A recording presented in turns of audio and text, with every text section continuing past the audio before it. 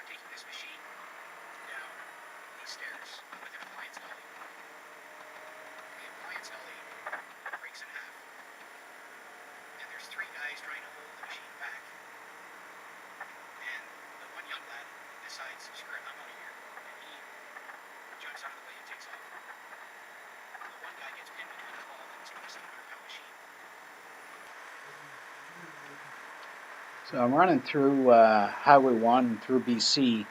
Coming up, this is an area called Three Valley Gap. So this is one of my most favorite areas to be driving in Canada. You come up and you got three valleys that meet here, and there's a really nice looking chalet here. Not open these days, but that's what it's called, Three Valley Gap.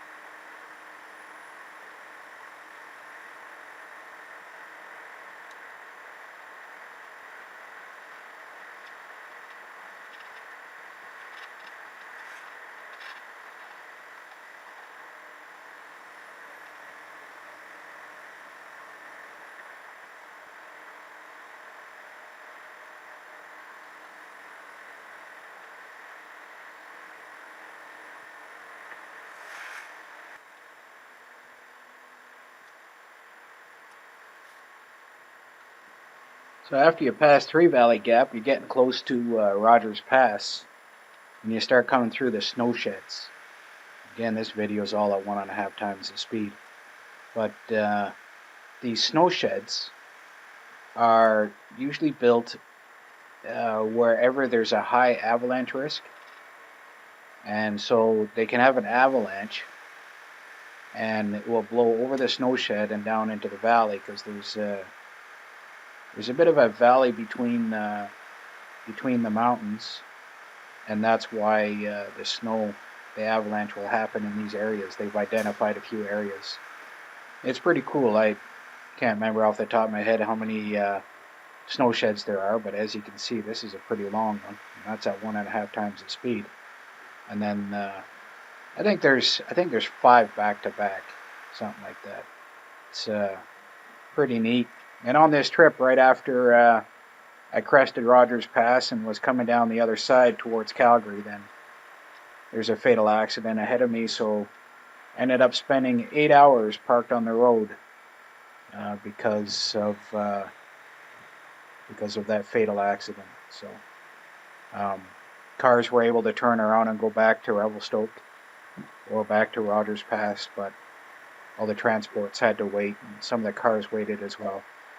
It is one of the factors about driving in the wintertime in BC, or just about anywhere in Canada, when you have fatality and that 2-lane road gets closed down.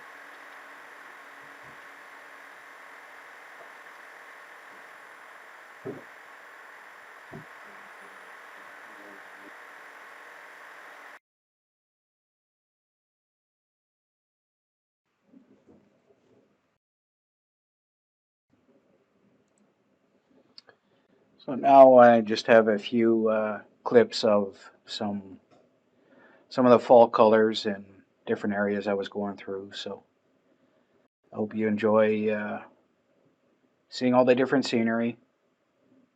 Again, most of these are in Ontario. That's where I was seeing most of the driving when there was